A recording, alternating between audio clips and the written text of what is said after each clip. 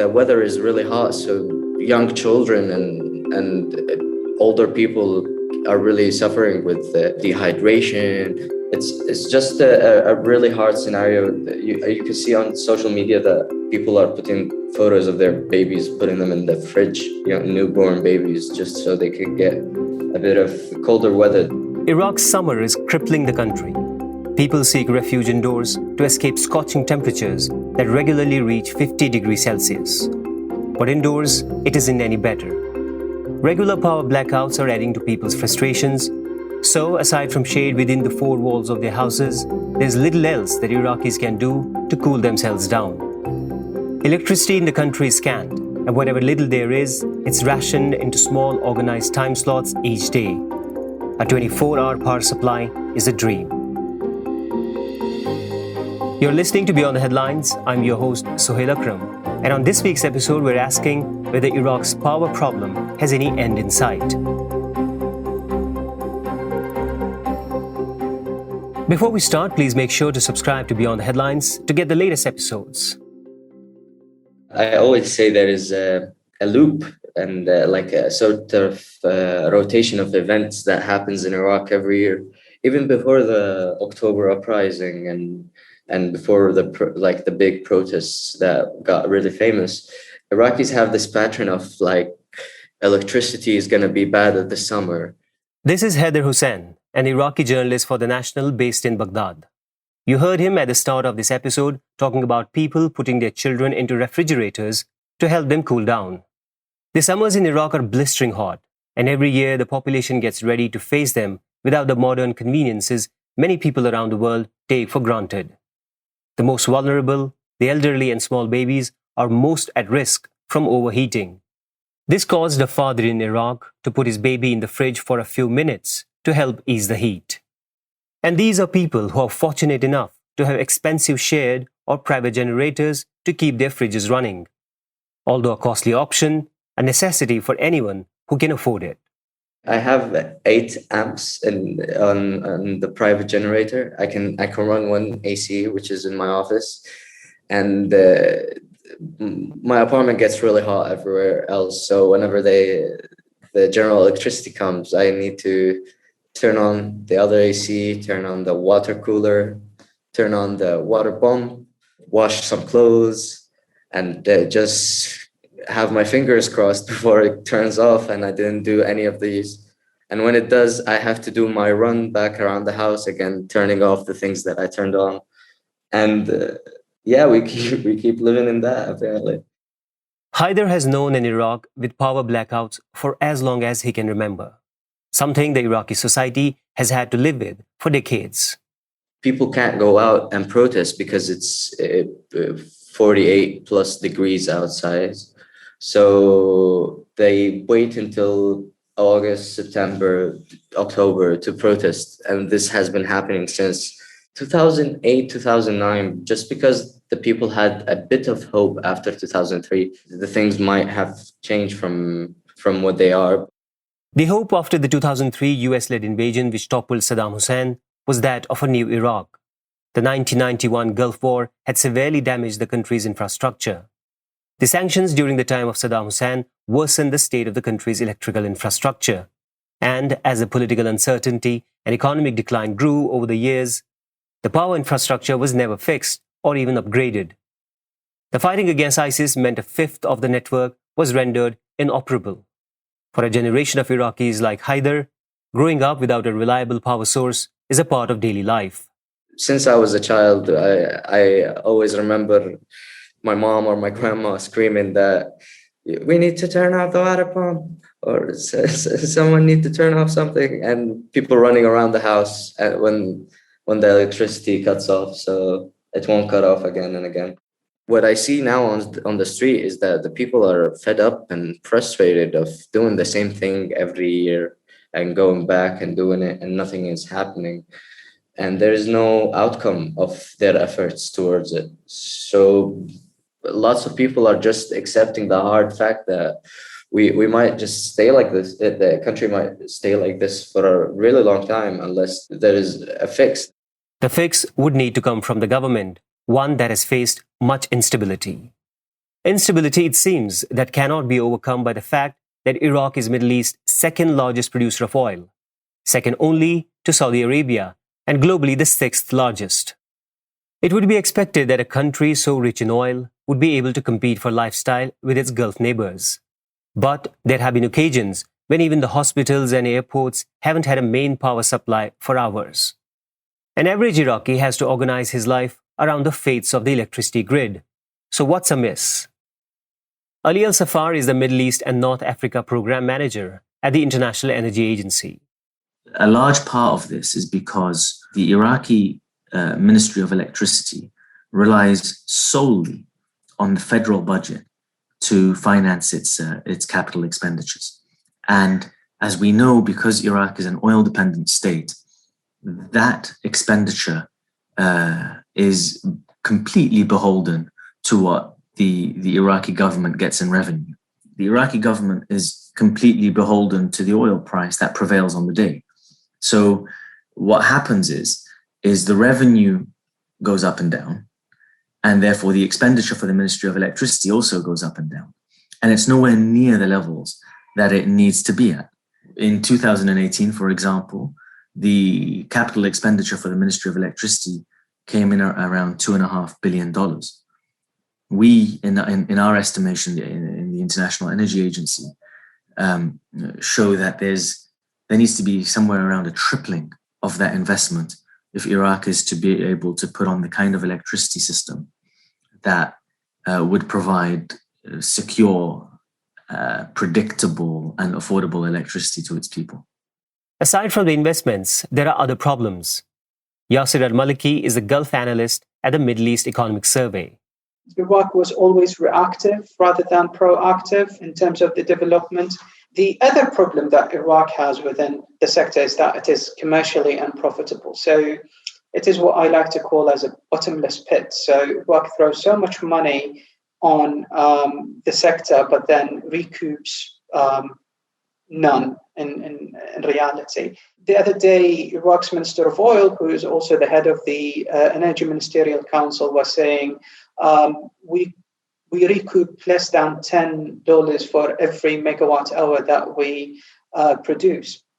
And this has to do with lacking collection, a heavily subsidized electricity tariff, and also the fact that the feedstock that you use for generation turbines and infrastructure is also subsidized. So there is a double subsidy there. And of course, you add to this mismanagement and lack of planning. The problem that Iraq is chasing a mirage in terms of demand. So it's chasing something that is annually increasing. It's not spending money in the right place in terms of generation versus distribution, given the losses. And most importantly, Iraq is not developing its gas fast enough. That's a long list of problems facing the country. Iraq has spent billions of dollars on its electricity sector over the last 2 decades, but it hasn't seen a viable solution. There are countless problems in Iraq which need monetary investment, and its only revenue is oil. But there's another issue which Iraq has to contend with. Bob Tolas is assistant foreign editor at The National and has specialized in Iraq since 2011. A lot of the problem in Iraq really is that ministries are divided internally by political parties. Some of those parties are using different sectors like electricity to generate revenues for themselves illegally. And really, what you have is a bureaucracy that doesn't respond to a crisis like peak summer electricity demand in Iraq because they're so factionalized. And that's a really hard problem to solve. Aside from this corruption, Ali Al-Safar explains there are those that benefit from the state of Iraq being dependent on generators. Well, it's clear there are people financially benefiting from Iraq's electricity crisis. There's a gap between supply and demand. More precisely, there's a gap between government supply and total demand. And part of that gap is met by local neighborhood generators. Now, these local neighborhood generators provide quite essential services to households, especially in peak summer months. Households that can afford to pay for this electricity get an additional level of service provision. But at the same time, if you look at how much that costs, it's, in a word, it's extortionate. In the summer months, a typical kind of household in Baghdad might be looking to pay 25,000 Iraqi dinars per ampere of electricity. When we did the calculations to see what that translates to, it translates to $1,300 per megawatt hour.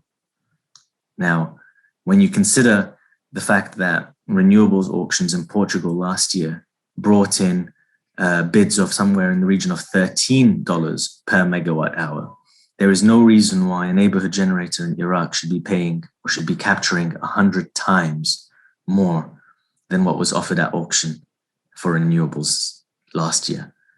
It's unconscionable. Now, in our estimation, in the International Energy Agency's estimation, these local neighborhood generators brought in revenue of around $4 billion in 2018. So they're capturing a lot of revenue, especially when you compare that to the size of the expenditure that the Ministry of Electricity is able to make. In 2018, the Ministry of Electricity had $2.5 billion in revenue. In other words, the Ministry of Electricity the neighborhood generators are capturing 1.5 times what is available to the Ministry of Electricity. So, I have no specific evidence of this, but one would imagine that when there are those levels of revenues at stake, that there are vested interests that are whose interests lie in the status quo. The status quo of a decrepit power grid is also explained by a number of attacks that have occurred on the country's electricity infrastructure. The Iraqi government has blamed terrorist groups, and ISIS has claimed responsibility for some of them. But many of these acts are committed by unknown groups. Here's Ali again. Well, I can't speak to who these groups might be, but I can say generally the single surest way to discredit a government in Iraq is to target the electricity provision, because this is a constant reminder to every Iraqi household that there is a failure there. In other words, when there are multiple blackouts in a day felt by every household across the country, it's a constant reminder that their needs are not being met. So anybody looking to discredit the government could target that. To exacerbate all these failings and misfortunes, Iraq's power needs increase by around 7 to 10% every year. On top of that, there are losses that occur across the country's electricity grid due to the circuits being old. Estimates suggest between 30 and 50%. Yasser feels the government isn't treating the real issue. So what you get in your house is basically 70% of whatever is being produced, and that has to do with what they call as technical and commercial losses. Well, the Iraqis have focused onto one side of this problem, which is generation. So the spending has mostly been there, building more and more plants, because they think if we can build more plants, then we can produce more electricity, but then 70% of that is lost on the distribution side. So they haven't really looked into distribution, where they should be doing most of the reconstruction, most of the plans to rehabilitate that sector. But again, there are political priorities in the country. Opening a power plant, a shiny one, usually draws media, it draws attention, while, getting a electricity cable, which is hanging in the middle of the street underground, is not something that would be quite media trendy, I would say. Ali thinks the problem needs much more investment. When you visit, Baghdad or any of Iraq's provinces, in fact, and you go around the streets, you can see the distribution lines. They're above ground, and often they sag, and that is already kind of a visual representation of the fact that there's going to be quite large losses. This needs kind of a total refurbishment, a total rethink. And significant levels of investment. Failing the levels of investment needed, Iraq has been importing gas and electricity from Iran for many years. This helped alleviate some of the burden on Iraq's power grid, but the country has been struggling to pay its bills since 2018. With billions of dollars unpaid at the end of June 2021, right in the middle of the summer, Iran cut off its power supply to Iraq. There were calls to protest across the country, with demonstrators issuing threats of escalation in Basra, the oil-rich city in southern Iraq. Although just over a week later, an agreement was reached between the two countries. The issue of power supply is not just isolated to Iraq. Iran has also been struggling to meet the needs of its own population. Yasser explains. First of all, demand kind of peaked early into the year, and this is not something that's uncommon. So we have seen this throughout the region. So in Kuwait and Qatar and Oman and other places, it's becoming drier, it's becoming hotter. But the idea is Iran always claimed that it had a nameplate capacity of 85 gigawatts. But you have recently someone called Mustafa Rajabi Mashhadi, who is the industry spokesperson in Iran, said, well, Iran is facing very hard days. And he came up with figures. He said, now the gap that we have between supply and demand is around 11 gigawatts.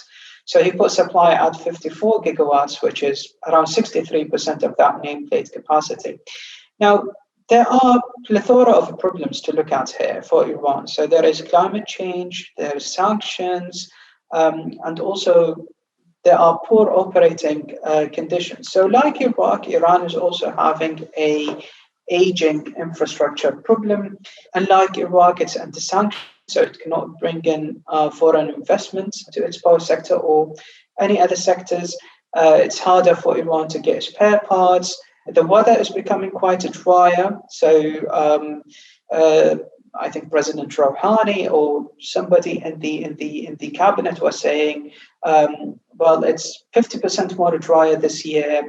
Hydropower makes a good portion of Iran's capacity, around 15% at 13 gigawatts, and they have lost 50% of that just in May, and this drove the Iran power company, national power company, which is Tabaner, to ban, for instance, Bitcoin mining, because they thought that was consuming around 500 to 600 megawatts. So they were trying to do everything within their power to reduce consumption. Iran has suffered under US sanctions for decades. The reprieve that was given under the Iran nuclear deal in 2015 was taken away when Donald Trump broke the agreement by again issuing sanctions against the country. Although President Biden has promised to rejoin the pact, it's still elusive. Hardliner Ibrahim Raisi was elected Iran's president in June 2021, putting further pressure on negotiations. Here is Bob again. The Bushehr reactor was a late 1970s project under the Shah of Iran.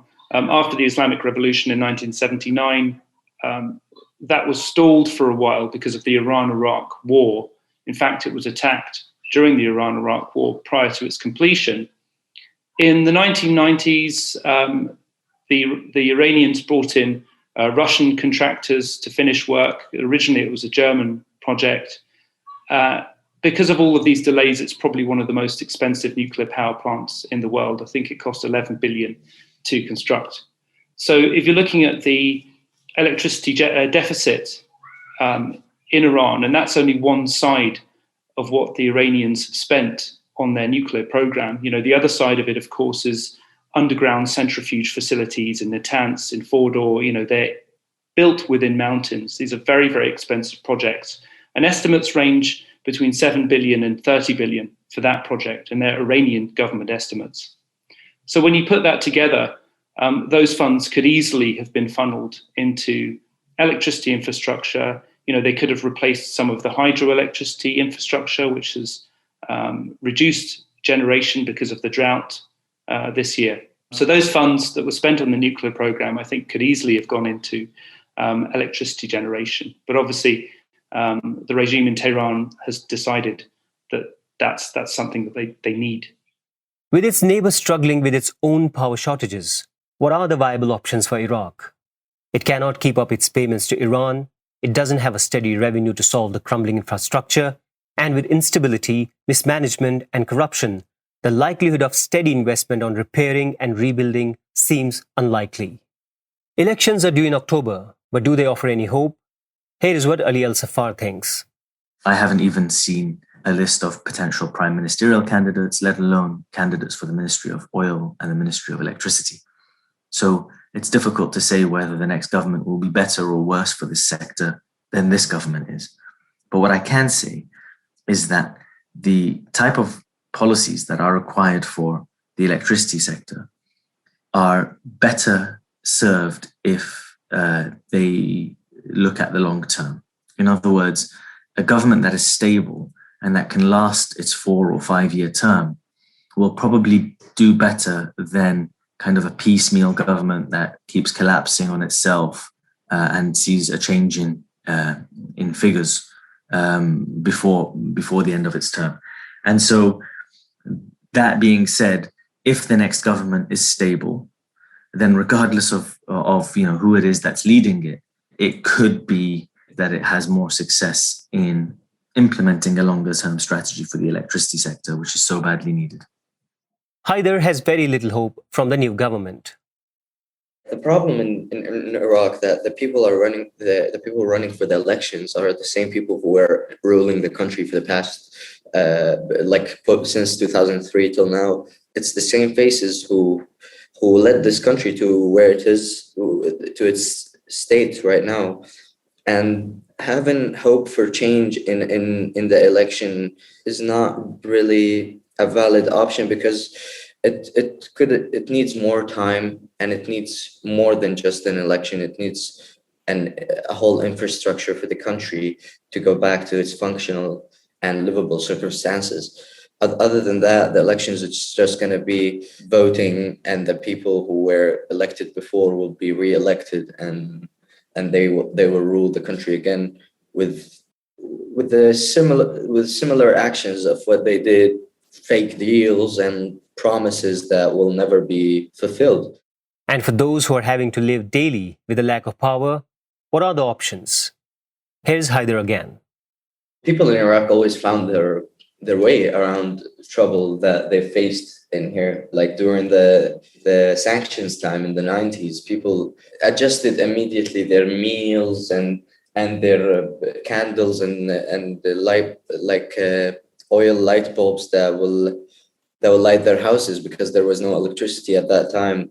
And I think people can adjust now. They found their ways around the heat by I don't know. There's people who are buying, you can see in every intersection in Baghdad. This is what I'm realizing: people buying small swimming pools, like the inflatable ones, and you can see that very common on social media, that people just have it in their living room and they're sitting in it because it's really hot. Yeah, there's lots of different ways that people cope with the heat, but it wouldn't last for long because the people are already angry about it and they want to do something about it. But it's really hot outside, and this is where the loop I talked about comes, where people will wait out the heat till it goes down to the 30s or beginning of 40s, and they will go out and protest, demanding services and livable circumstances. You have been listening to Beyond the Headlines. I've been your host, Suhail Akram. Thanks this week to Ali Al-Safar, Yasser Al-Maliki, Haider Hosseini, and Bob Tolas. This week's episode was produced by Aisha Khan and Arthur Edison, with additional reporting from Mina Aldrubi and James Haynes Young.